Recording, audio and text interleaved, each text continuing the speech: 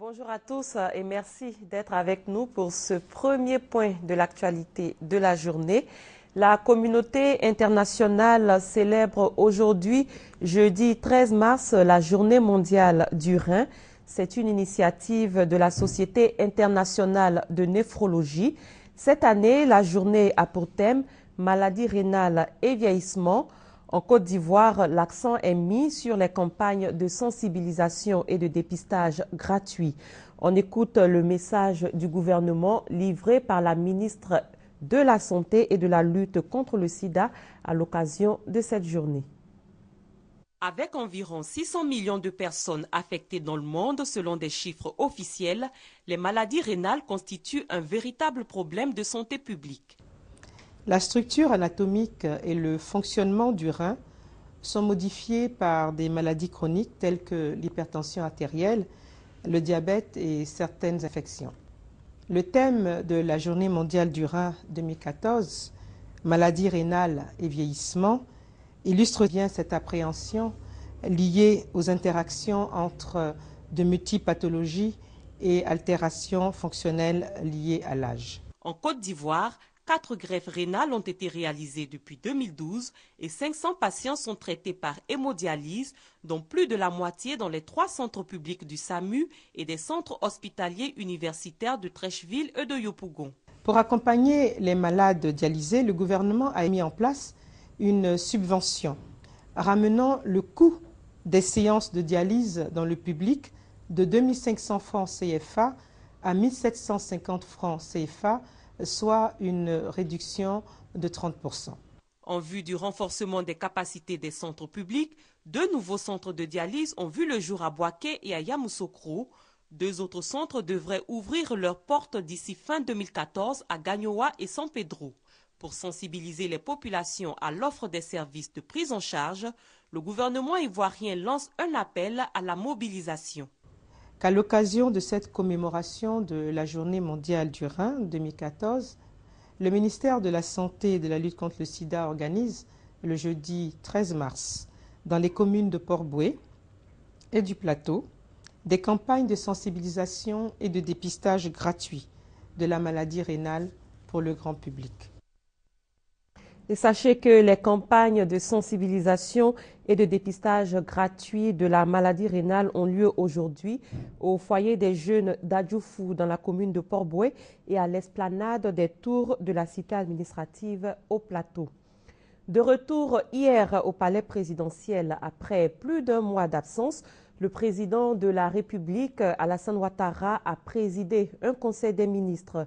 Sa première décision, un léger réaménagement technique au sein du gouvernement. Il s'agit du changement de portefeuille entre le ministre Cissé Bakongo, ancien ministre de l'Enseignement supérieur et de la Recherche scientifique, devenu ministre de la Fonction publique et des Réformes administratives, et le ministre Niamien Konan, ancien ministre de la Fonction publique et des Réformes administratives, devenu ministre de l'Enseignement supérieur et de la Recherche scientifique. C'est parti pour la conférence mondiale du Carité, édition 2014. La cérémonie de lancement s'est tenue hier au Plateau. La rencontre vise à trouver de nouveaux investisseurs en vue de redynamiser la filière Carité en Côte d'Ivoire. Juliette Ouya. La Côte d'Ivoire, 5e producteur mondial de Carité avec environ 28 000 tonnes d'amandes par an. Mais la filière qui emploie des milliers de femmes, souvent réunies en coopérative, connaît d'énormes difficultés lors du ramassage, du stockage et de la transformation des fruits. Là, il y a un manque de logistique. Ce n'est pas un secteur qui a fait l'objet d'investissements à proprement parler, avec objectif de rentabilité, de profitabilité. Par conséquent, aujourd'hui, quasiment tout est à faire. Conscient que le secteur du Carité doit améliorer sa productivité pour être plus compétitif, le pays travaille aujourd'hui à la recherche de nouvelles variétés. C'est pourquoi la Côte d'Ivoire a décroché l'organisation de la conférence mondiale du Carité du 24 au 26 mars 2014 à Abidjan. Thème retenu, l'industrie s'unit. Il s'agira pour l'État ivoirien d'attirer les investissements étrangers capables d'impulser une nouvelle dynamique à la filière Carité.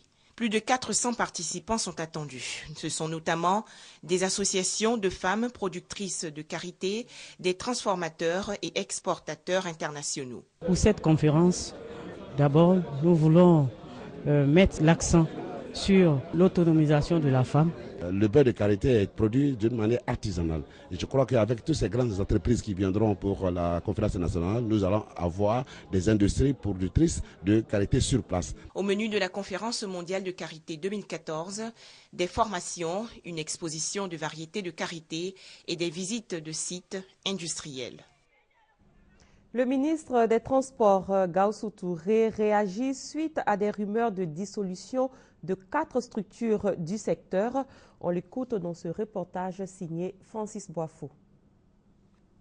Depuis une semaine, une rumeur dans le secteur des transports fait état de la dissolution des sociétés Staten Technologies et Interflex, 2 structures chargées respectivement du préenregistrement des candidats et autres demandeurs de permis de conduire et de l'édition du nouveau permis de conduire format carte de crédit. Ces structures-là, on ne sait pas qu'est-ce qui leur est reproché. Nous apprenons simplement par un courrier, une lettre qui met fin à leur activité et que nos documents qui sont en instance de production sont bloqués. Nous apprenons qu'avec la fermeture de toutes les sociétés, à la limite, parce que la société à dissoudre, c'est la SONATT, c'est l'AGETU, c'est l'OSER, c'est l'EFT. On a 35 000 personnes d'emplois directs et indirects qui seront mis en chômage. Approché, le ministre des Transports Gaoussou Touré fait la lumière sur ces questions. D'abord, la dissolution de Staten Technologies et Interflex. La convention signée avec l'État est venue à échéance. Donc aujourd'hui, l'État a repris ses prérogatives pour qu'effectivement on puisse réorganiser de telle sorte qu'on évite aux usagers de se lever à 4 h du matin et qu'on supprime le racket et la corruption que nous avons autour des guichets. Gaoussou Touré a également réagi face à la rumeur sur la suppression des structures publiques, dont la SONATT et l'AGETU. La réforme permet aujourd'hui d'améliorer la qualité des services et de regrouper des structures qui existent pour qu'effectivement on puisse le faire et qu'on puisse réduire les coûts des prestations. Parce que l'État surveille, puisque l'État doit tout mettre en œuvre aujourd'hui pour lutter contre la cherté de la vie. Ce n'est pas parce que des structures seront regroupées et que des structures seront dissoutes pour créer d'autres structures qu'il faut aujourd'hui, dans la nouvelle réforme que nous avons, mettre les gens au chômage. Moi, je vous le dis, je vous le confirme, au niveau des sociétés d'État, personne ne sera laissé au bord de la route. Tous auront une affectation.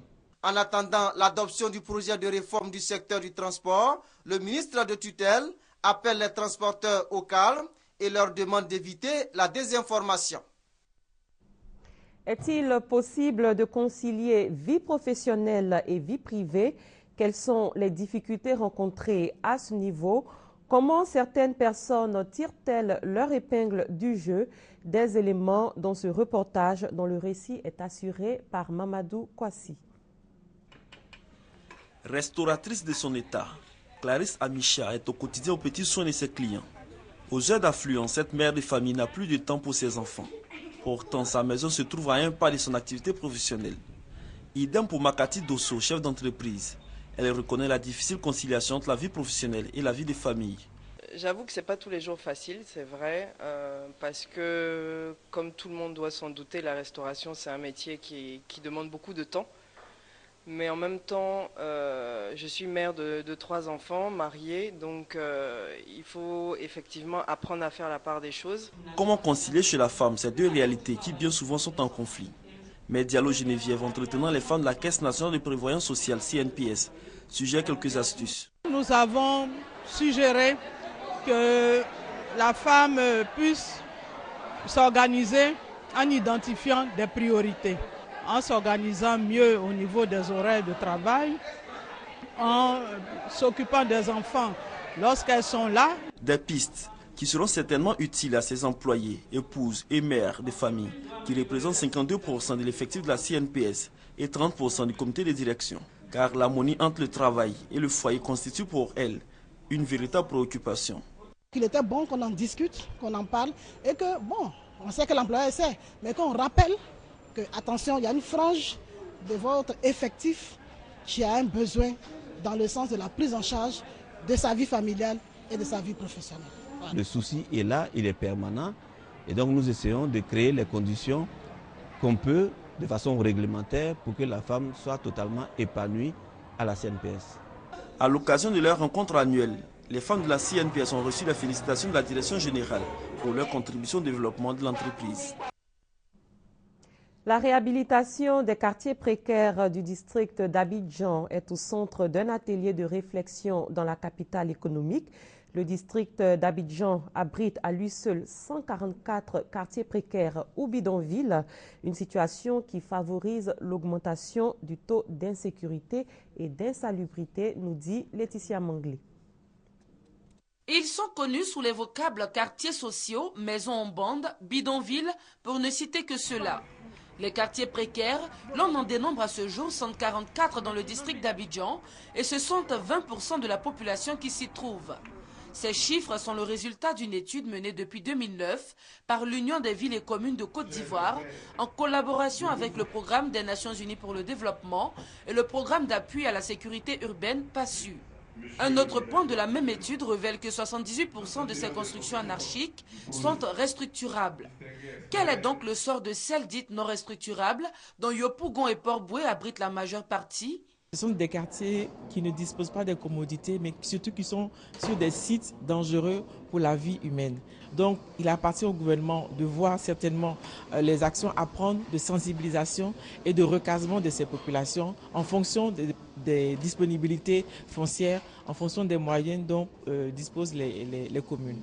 La présente étude en cours de validation vise à aider les maires des 13 communes d'Abidjan à assainir leur localité. Cas précis de la commune de Marcory. À Marcory, nous avons, hélas, c'est vrai, encore important, 4 quartiers précaires. Avec l'aide de cette étude, nous allons approfondir les réformes et aider ces quartiers précaires à sortir justement de la précarité. Les différentes parties impliquées dans la réalisation du présent projet sont réunies du 12 au 13 mars 2014 pour validation et restitution des résultats sur l'étude des quartiers précaires d'Abidjan. Pendant 10 jours, des victimes de la crise ivoirienne ont été entendues à Yopougon. Yopougon, c'est l'une des 8 localités choisies par la CDVR, la Commission Dialogue, Vérité et Réconciliation, pour mener la phase pilote des enquêtes et auditions des victimes des crises en Côte d'Ivoire. Grâce Kando. La Commission Dialogue, Vérité et Réconciliation CDVR a en son sein une commission chargée des enquêtes et auditions. Cette commission a travaillé 10 jours durant sur le terrain pour recueillir les témoignages des victimes des différentes crises qu'a connues la Côte d'Ivoire, pour faire des propositions à la commission centrale en vue d'une éventuelle réparation. Elle s'est aussi attelée à tester le matériel affecté à cette phase pilote de l'opération. Nous repartons satisfaits parce que les populations visiblement ont adhéré à l'opération. Plus de 300 victimes ont été auditionnées. Ces dernières disent attendre beaucoup de la CDVR. Je n'ai pas de maison, je dors chez les gens. J'ai 6 enfants. Pour manger même c'est difficile. Je ne vois pas quelqu'un pour m'aider. Actuellement mes enfants là, eux tous ne vont pas à l'école. C'est un seulement qui fait 4e. Je n'ai même pas l'argent pour l'aider. Lors de la crise, quand j'ai perdu mon mari, il n'a qu'à penser à nous. Parce qu'on a des enfants. Les enfants vont à l'école. On n'a pas d'aide. La commission chargée des enquêtes et auditions prévoit un séminaire de restitution pour faire l'évaluation des données recueillies et apporter des améliorations pour l'avancement du processus. Ensuite, l'opération s'étendra sur tout le territoire national. Le rideau est tombé samedi dernier sur le marché des arts et du spectacle africain. Pour le directeur général du Massa, Yacouba Konaté, le bilan est satisfaisant. Serge Koleya. Bilan positif pour la 8e édition du Massa, le marché des arts du spectacle africain, organisé à Abidjan du 1er au 8 mars. Face à la presse, le professeur Yacouba Konaté, directeur général du Massa, et son équipe sont revenus sur les actes majeurs de cet événement. Certes, il y a eu des difficultés. Après cette année d'interruption, le comité d'organisation reconnaît avoir eu du mal à relancer la machine. Même pour l'essentiel, le Massa 2014 a tenu toutes ses promesses. 500 artistes venus d'Afrique et d'ailleurs, plus de 300 spectacles de qualité, des sites éclatés à Abidjan et à l'intérieur du pays, des centaines d'acheteurs et d'annonceurs de spectacles sont quelques-uns des chiffres qui sonnent le retour en force du Massa. Au niveau des diffuseurs, nous en avons eu 258. Au dernier Massa, il y en avait une dizaine. Donc vous voyez le bond que ça fait. Il y a des artistes qui ont signé des contrats. Nous pensons que nous avons relevé le défi de faire ce Massa et que le Massa est de retour. Maintenant, c'est à nous, et grâce à vos contributions respectives, de faire que les imperfections de cette année soient corrigées pour que le prochain Massa soit, comme je le disais tantôt, celui du grand retour. On retient tout simplement que la 8e édition du marché des arts du spectacle africain n'a pas été de tout repos, mais le comité d'organisation a su tirer son épingle du jeu. À l'étranger, un immeuble explose et s'effondre à New York, aux États-Unis. 3 morts ont été découverts dans les décombres. 63 autres personnes ont été hospitalisées.